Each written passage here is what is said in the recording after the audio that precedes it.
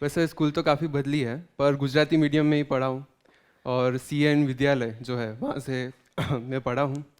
और हमारे वैसे क्या कि मिडिल क्लास की काफ़ी स्ट्रगल ही रही है स्टार्टिंग से। और फिर मेरे फादर पास आउट हो गए। सो जो भी था मेरे मॉम पे आया, और तब तक वो हाउस वाइफ थे। और फिर उनको जल्दी ही कुछ ढूंढना पड़ा हमें घर चलाने के लिए, और वो सब उनका वो स्ट्रगल देखा। फिर हम पहले कच्छ से थे, गांधम वहाँ पे विलेज है वहाँ पे। फिर उन्होंने सोचा कि कुछ अच्छी अपॉर्चुनिटी के लिए वो अहमदाबाद आ जाए। अब वो सिंपल चॉइस नहीं थी, तो वो उन्होंने लिया। फिर यहाँ पे आए, यहाँ पे बहुत सारे स्कूल्स में पढ़े, और स्ट्रगल थ्रू आउट रहा। कुछ कुछ बार तो जो ट्यूशन्स मुझे लेने थे, वहाँ पे पे करने के लिए हमारे पास क्या कहते हैं इनफ फंड्स नहीं होते थे, तो हम क्या कहते हैं कभी कभी उधार रखते थे, या फिर लेट देते थे, या फिर माफ़ कराने का बात करते थे। सो काफ़ी स्ट्रगलफुल रहा। और ये सब देख के एक बात पता चली कि कुछ भी करना है तो पढ़ना तो सही से पड़ेगा ही। वो रखा। और फिर धीरे धीरे 10th में किया। पर मेरा क्या है, आई थिंक मुझे कुछ ADHD है, इसलिए मैं पढ़ नहीं पाता। थोड़ा लर्निंग डिफ़िकल्टी है मेरा, इसलिए मैं कभी भी पढ़ने जाता हूँ तो मैथ्स जो सब्जेक्ट है वो कंडेंस होता है, वो मैं पढ़ लेता हूँ। पर उसके अलावा और कोई मुझे सब्जेक्ट पसंद नहीं आता है। तो ऐसे ऐसे किया, तो मैं ट्राई किया, पर मैं 10th में भी मार्क्स नहीं आए। और ये सब इशू, अब मैं CN में था तो अच्छा कि वो स्कूल ने मुझे कंटिन्यू कर दिया, अदरवाइज़ वो इशू हो जाता। और 12th में भी वो सेट नहीं हुआ, इसलिए कॉलेज भी अच्छा नहीं मिला, तो वो रहा। पर 10th में हमने धीरज सर का एक सेमिनार अटेंड किया था, और उसमें मेरे मॉम ने वो हमारे संबंधी है, हम एक ही कास्ट के हैं।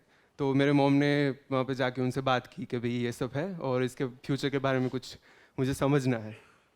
तो हम गए, धीरज सर ने समझाया काफ़ी कुछ। उन्होंने एक बार रोहल पे बुलाया, फिर उनका डेमो लेक्चर जो चल रहे थे उसमें मुझे ऐड कर दिया, और थोड़ा बहुत मैंने सीखा। स्टार्टिंग में बहुत हार्ड लगा क्योंकि कुछ कुछ इंग्लिश वर्ड्स जो होते थे धीरज सर कभी कभी बोलते हैं, तो वो एक क्या कहते हैं शॉक कर देते हैं।